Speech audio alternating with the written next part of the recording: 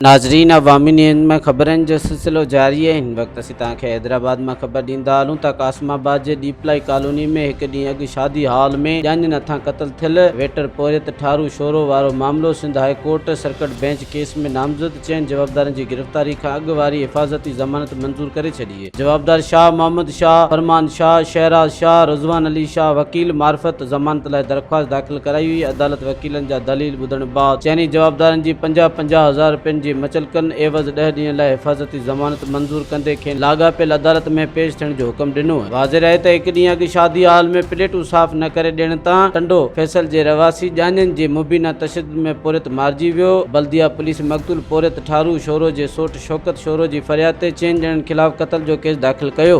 मज़ीद खबरों और तफसीलात के लिए विजिट करें हमारी वेबसाइट www.awamiNewsHD.com।